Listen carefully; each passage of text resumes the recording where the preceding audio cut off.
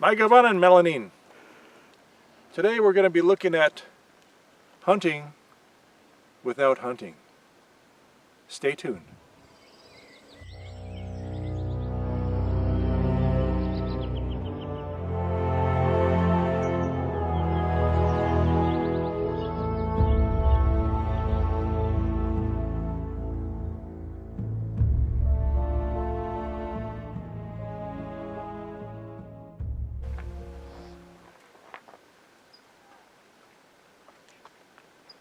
So what do we mean by hunting without hunting? For the longest time, humanity, since the beginning, has relied on hunting to feed themselves and their families. And it's been a variety of different animals, hopefully often ruminants or curvids, or we call them deer. There's been different animals we've hunted, but that's a favorite of ours. Hunting techniques, spears, boomerangs, whatever. One of the most popular worldwide has been archery, so we're going to focus on that. And of course, getting close to the animal, or actually the techniques for taking care of the animal. We're going to focus on stalking or still hunting. Why? Because it's the most fun and interesting, and you'll see why. Now, the actual kill, the blood and the butchering and the hard work and stuff like that, we're not going to dispense with that. We're going to focus on everything leading up to the hunt. And it's a lot more fun and interesting. That's why we're calling this hunting without hunting.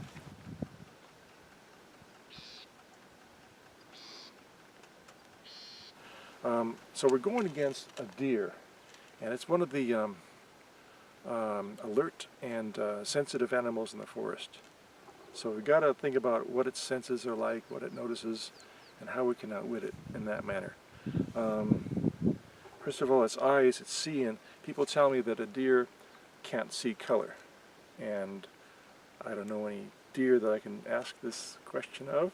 And I don't know if I'll be hunting something else, a tapir or a kangaroo or something like that. I don't know. So what I'm just going to do is dress in the colors that I find around me. Natural colors, muted green and browns and so on, and trust to that. Next is a smell.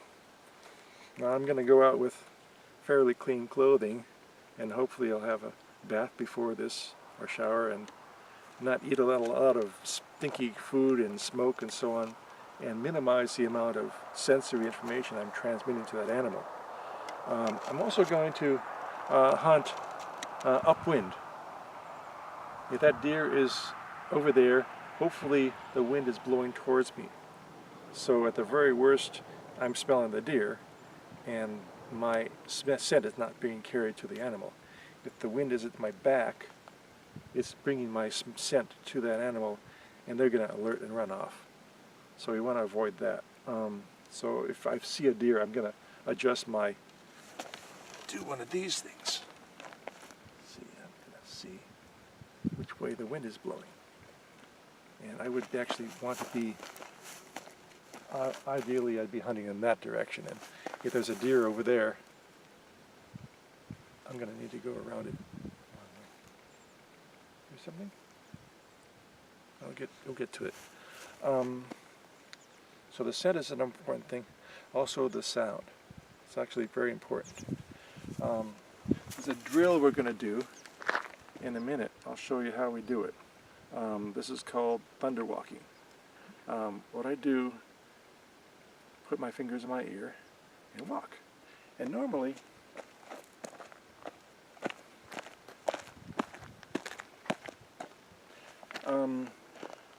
civilized human beings are going to make this thump thump thump sound.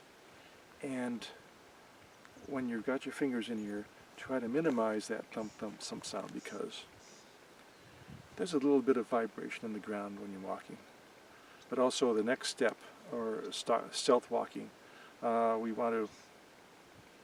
won't be able to do that unless you master that, the silent walk.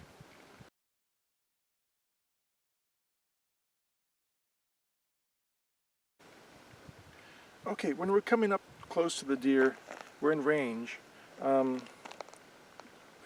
We want to talk really quietly, of course. So we're going to start like this. And the steps I make. Okay, we're on a pretty rocky, hard soil. So I'm going to do sort of like a tiptoe action. I'm landing on my toes. And when I lower my heel, then I can transfer my weight forward. Yeah, I'm doing the same thing over here.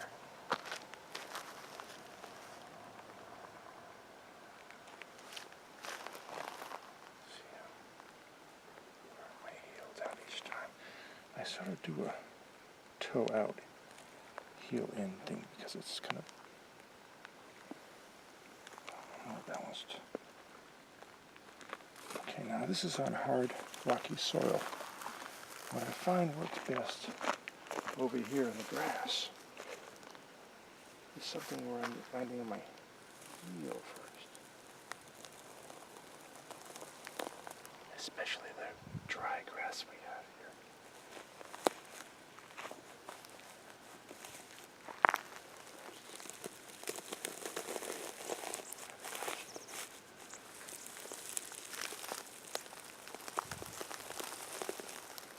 It takes a little bit of balance and leg strength without falling over.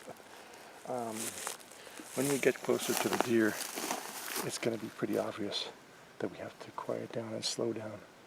A couple other tactics we'll look at later, but let's get on the trail and move up to an area where I think we can see them deer.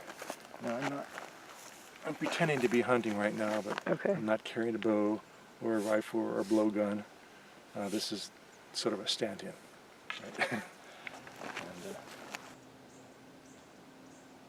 the corner on the trail.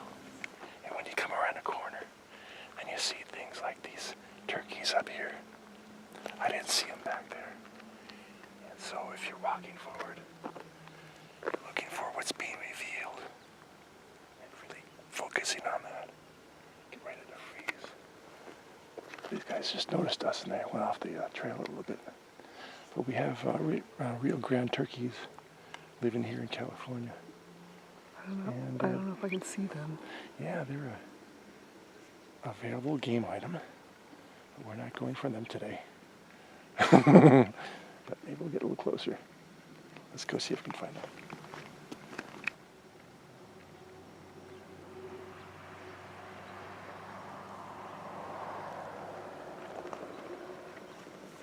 Those are big birds.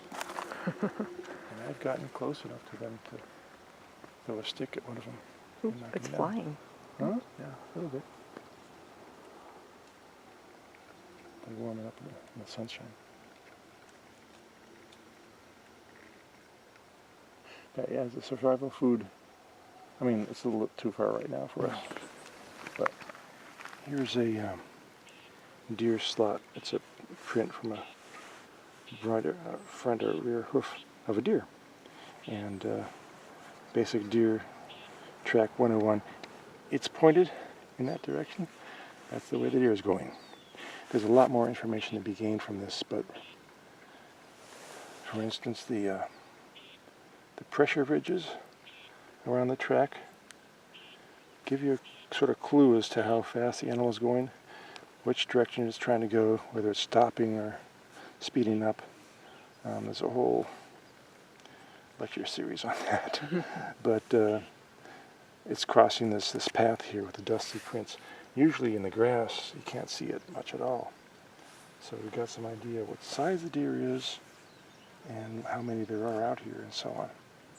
Just a little clue. It's the beginning of the step. There's two, right? Oh, there's a bunch of them. There's a nice one up here. And there's a smaller one here. The rear and front foot look differently. One's bigger than the other. But actually, this might be a smaller animal. We'll see. Proof of the pudding is in the eating. If you're trying to stay quiet on the trail and you need to sneeze, Here's a little trick for that. Just hold your nose and see if the feeling will pass if you do that. If not, sneeze into your sleeve like that. By the same token, your cough, if you feel like you need to cough. Hold your breath and try to take a swig from your canteen. And that may cool off your throat. If you don't have a choice, cough into your sleeve. But this is just a little tactic for maintaining quiet on the trail if you need it.